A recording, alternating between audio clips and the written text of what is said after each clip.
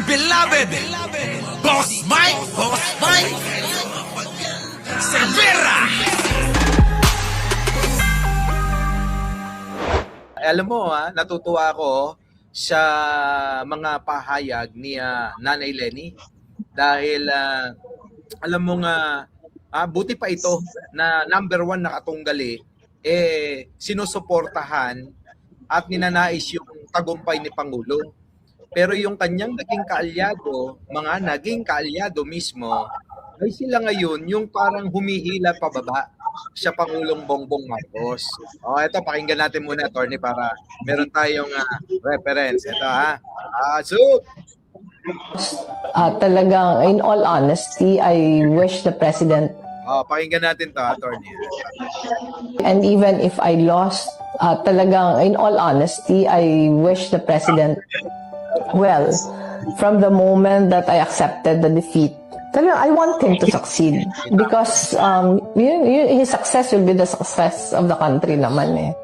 Gitna ng walang tigil na pamumulitika, iisa lang ang laging dehado, ang mga Pilipino. Yun, attorney, no? Sa palagay mo. Sa mo ba unang narinig yung sinabi ni Vice President Leni Robredo? Ikaw nga ang tanungin ko. Sa iyo ko unang narinig yan. Yo. Kaya inimbitahan ngayon Kay attorney TJ. Siyempre naman. Simula pa ng mga nakaraang taon, simula pa ng na-elect ang ating mga leader, yan naman ang aking palaging tatandaan po natin na pagka may binotong leader ang ating bayan, tapos na ang politika dapat noon. So, ang tagumpay ng ating mga leader ay tagumpay din ng taong bayan. At syempre, Mike, gusto ko naman, hindi lamang naman local politics, flood control ang mga problema, kundi talaga ang world economy talagang apektado at ang ating ekonomiya ay talagang kailangang bigyan ng pansin. So, yung mga bagay na sa aking pananaw ay hindi naman makakatulong, sana ay iwasan na lang din at sana let's work together, ika nga, alam mo, Mike, napakadaling mag-critic, Oo. Pwede kang manisi. Yan ang pinakamadali, mag-critic At yan naman ay isang bagay na masasabi nating mabuti. Pero may mas mabuti pa dyan. Ano yung mas mabuti dyan? Ano yon?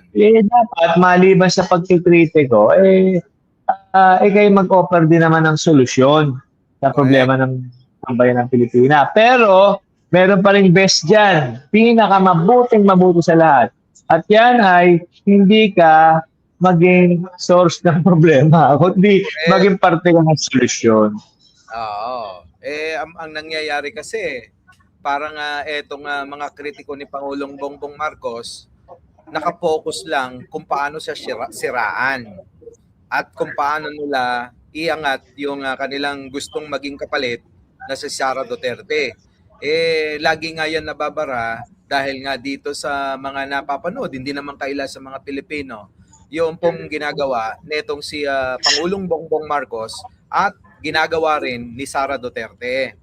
May kukumpara mo talaga Hindi naman tayo bulag at hindi naman tayo mga tanga na hindi natin maunawaan kung ano yung mga ginagawa nilang dalawa. Di ba? Ang Pangulong Bongbong Marcos, kahit anong sabihin ng mga kritiko, tahimik lang, di sumasagot. Napakabait nga kung iba-iba lang yan, kung katulad lang ng tatay ni Sara Duterte yan, malamang, baka marami nang nailibing mula nung naupo, kung maupo man, bilang presidente. Taliwas naman dito sa kampo ni Duterte na talagang walang ginawa dito, kundi mang-trash talk, magsalita ng masama, magmura, na yan yung ayaw ng marami nating kababayan. Tulad nito, may papanood ako sa iyo, attorney. Ewan ko kung naalala mo to. Ito talagang sumikat itong ads na to Ito ba ang gusto nyo? Kayo ang patayin ko. Kayo ang patayin ko. Mali po ang pumatay. Naalala mo ba to? Naalala mo ba to? Ito pakinggan mo. Ito ba ang gusto nyo? Kayo ang patayin ko. Mali po ang pumatay. Tama po ba murahin ang Santo Papa? Hoy, ang NPA! Ituro niyo po sa amin ang tama. Napakaganda. Dapat ang mayor muna ang mauna. Mali po mambastos ng babae. Ito po ba ang gusto niyo maging halimbawa para sa amin? Yan, attorney. Yan, nawala ako. Yan. Naalala mo ba yan? Actually, yan din ang nagpahamak sa kanya eh. Yan din ang nagpahamak sa kanya dahil masyado siya madaming sinasabi. Ngayon, nandun siya sa ICC, nasa Hague siya. So, yan ang yung mga declaration niya, yan ang maaaring gamitin din sa kanya eh. Di ba? Lahat yan galing sa bunganga ni Duterte. At lahat yan nakadokumento. Dahil lahat yan may video, may kuha ng camera na nakasave na hindi na mabubura. Yan, yung mumurahin mo ang Diyos at puro patayan na lang ang bukang bibig mo. Di ba? Pero mababalitaan mo sangkot pagnanakaw, sangkot sa illegal na droga, sangkot sa illegal na sugat. Pero siguro, ngayong wala siyang kausap, ngayong nag-iisa siya, siguro yung pagmumura niya sa Santo Papa ay isang bagay na medyo kailangan niya mag-reflect, ano? Maaari, hindi natin alam kung anong sitwasyon niya, pero kung nag-iisa ka lang, wala ka ng kausap, sa faith ka na lang magre-rely kaya lang, yun nga, yung kanyang faith yung inatake niya nun. So I could imagine kung paano kaya ang kanyang struggle, ano? Hindi natin alam. Ang punto ko diyan, attorney, yan kasi yung nakuha ng mga taga-suporta niya. Para sa kanila, yung ganyang gawi ng isang presidente ay ganyan yung dapat hangaan na isang leader. Yung ganyang kagawian, yung ganyang mga estilo ng pagiging leader, mukhang hinahanap nung ilan nating mga kababayan na sumusuporta ngayon kay Sara Duterte para maibalik yung ganyan. Kita mo naman si Sara, di ba ganun din? Palamura, gustong pumatay. Talaga ito, kailangan natin ng disenteng mga leader. Hindi pwede rin bilang mga leader na may mga ganyan tayo. So, medyo mahirap yun kung ganun pa rin ang gagawin yan. Kawawa din ang sambayan ng Pilipino. Yun nga yung tinutularan niya ngayon Para bang yun yung sinusundan niya. Pinipilit niya na maging katulad siya ng tatay niya. Kaya kung maririnig mo yung pananalita niya, pilit man na ginagaya niya, yung kinikilos din, pilit man na ginagaya niya, parang doon natutuwa yung kanyang mga taga-suporta. Oo, yung ganong style ng tatay niya. Kaya kailangan natin, Mike, ng tinatawag na political maturity at nasa kamay pa rin ng mga botante kung sino yung tamang leader na dapat iboto.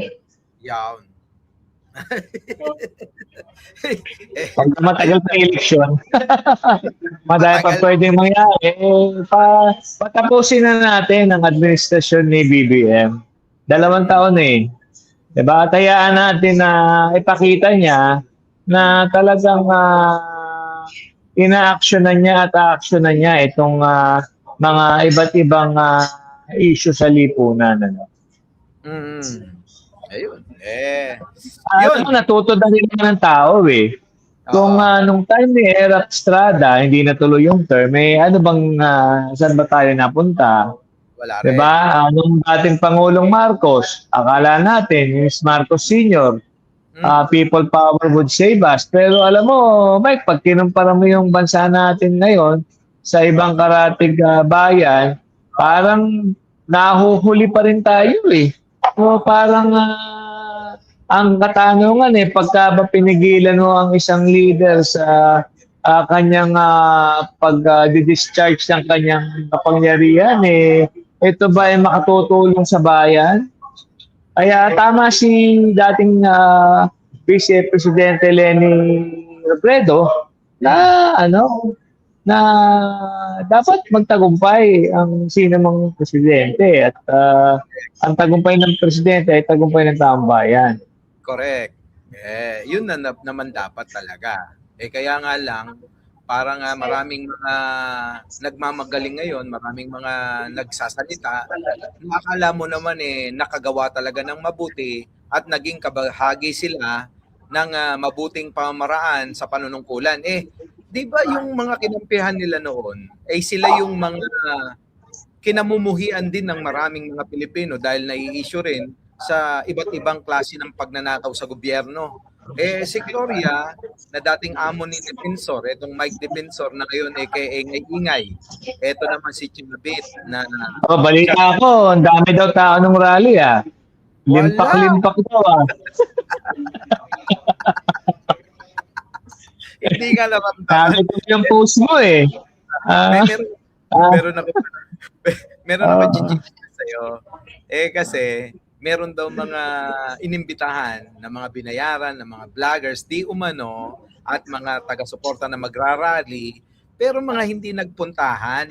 Kaya yung matanda, di umano, galit na galit. Kasi nag-aksaya ng maraming pera para sa one-time, big-time rally nila. Pero talagang langaw talaga. Wala talaga. Lang yun, one time lang. Wala yung big time. One time rally. Peace po peace Ano na po tayo, lawyer lang. Hindi po tayo political analyst. Hindi po tayo political. So, yung mga nakikinig sa'yo baka napipikon sa akin. Kasi ako nga, ulitin ko, Mike, lawyer ako above all. So, I have to really be as much objective, no? Hindi tayo political vlogger. Yun na nga. Ngayon, sa akin, siguro tama na dahil napatunayan na natin na talagang wala nang sumasama sa inyo at hindi nag-agree yung mamayang Pilipino sa mga gusto nyong mangyari. At wag nyo nang ipilit yung sinasabi nyo na marami kayo sa social media. Kasi ang social media, maraming pamamaraan para magmukhang marami lang sa mata na at hindi porke madaming followers, Mike, ibig sabihin may credibility na at matino. Ayan ang mga natutunan natin sa mga nakalipas na araw. Kahapon at hanggang ngayon. Oo. By the way, shout out lang kay JJ Sales. Inintay pa nila niya ako kagabi. Pasensya na, idol, at hindi tayo nakapag-podcast kagabi dahil naipit tayo sa courtesy call at sa imbitasyon ng National Bureau of Investigation. Yan, paimbitahan mo naman sila, Mike, ang ating mga nakikinig para panoorin yung podcast ni Director Magno, no? Toilet Talk. So, bisitahin niyo po yun. No? Kaya kami naipit kagabi dahil nag-courtesy call po kami. Haba ng untanan. Dami na pag-usapan kung ano-ano Kaya, shout out po sa inyo, no? Ang tagal namin sa opisina ni Director Lito Magno ng etong NBI Director, pumalit kay Santiago. Ang tagal namin nakipag-usap doon dahil syempre talaga naman hinahangaan natin yung pagkakaayos ng kanilang studio, itong kanilang Truth Matters na pinamagatan para sa podcast ho ng NBI. Supportan nyo po. Puntahan nyo ho yan. Yung podcast ng NBI, Truth Matters. At marami tayong matutunan dyan. Alam nyo, mga kababayan ko, nakakabilib, nakakabilib yung si Director Magno. Dahil talagang ito, doon lang siya. Sabi niya, hindi, ganito kasi yan Doon lang tayo sa tama. Kahit ikaw ay kakampi, kung ikaw ay pag sa batas, kailangan ka naming imbestigahan at panagutin. Di ba? Kakampi man o hindi, no? Oo, kakampi man o hindi. Hindi po pwede dahil kakampi ka, ikaw ay aming poproteksyonan. Hindi ganon. Kundi pag lumabag ka sa batas, lumabag ka sa batas. Di ba? Attorney, huling mensahe para tayo magpaalam na. Dahil alam mo na, marami pa tayong lalakarin. Yun, mahalin lang natin ang bayan natin. Sabi nila, may mga nagtatanong, napakahirap mahalin ng Pilipinas paminsan-minsan. Pero, kapit lang at huwag tayo maging salot sa sambayan ng Pilipino.